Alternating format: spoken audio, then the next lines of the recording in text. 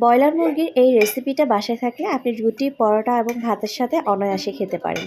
চলুন কথা না বাড়িয়ে আজকের এই মজার রেসিপিটা শেয়ার করা যাক। ব্রয়লার মুরগির এই রেসিপির জন্য এখানে আমি পরিমাণ মতো আদা রসুন নিয়েছি এবং একটি পেঁয়াজ পেস্ট তৈরি করব। এখানে জিরা, কয়েকটা এলাচ, গোলমরিচ দিয়ে দিয়েছি। এবার একটু পানি দিয়ে পেস্টটা আমি তৈরি করে নিয়েছি।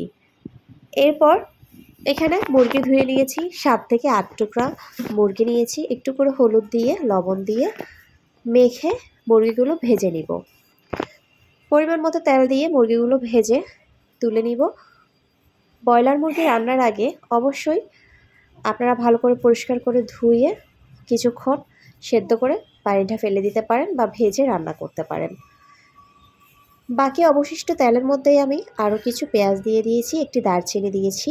এবার যে পেস্টটা তৈরি করে নিলাম সেটা দিয়ে দিয়েছি। অল্প পরিমাণ পানি দিয়েছি যেন মশলাগুলো পুড়ে না যায়। হলুদ, পরিমাণ মতো লবণ, গোলমরিচ এবং লাল মরিচের গুঁড়ো, টমেটো দিয়ে ভালো করে মশলাটা নেড়ে ছেড়ে দিব যেন নিচে লেগে না যায়। ঢাকনি দিয়ে কিছুক্ষণ কষিয়ে নিয়েছি। যতক্ষণ না পর্যন্ত মশলার তেলটা ছেড়ে দিচ্ছে ততক্ষণ আমরা মশলাটা কষিয়ে নিব। এরপর দিয়ে দিয়েছি ব্রয়লার মুরগিগুলো, ভালো করে নেড়ে ছেড়ে ঢাকনি দিব, কিছুক্ষণ কষিয়ে নিব। এই পর্যায়ে চুলার আঁচটা মিডিয়াম আঁচে রাখতে হবে, না হলে মশলাটা লেগে যেতে পারে।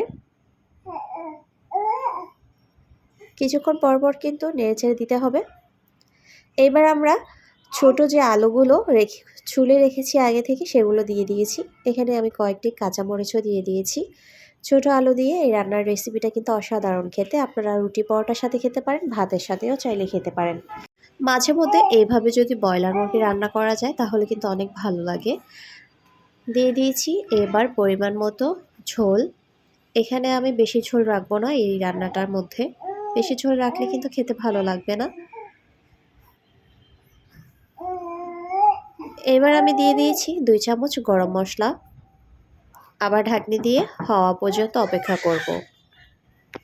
আজকের রেসিপিটা ভালো লেগে থাকলে অবশ্যই কিন্তু সাবস্ক্রাইব করে পাশে থাকবেন নতুন নতুন ভিডিওর নোটিফিকেশন পাওয়ার জন্য। আজকের মতো এখানেই, ভালো থাকবেন সবাই।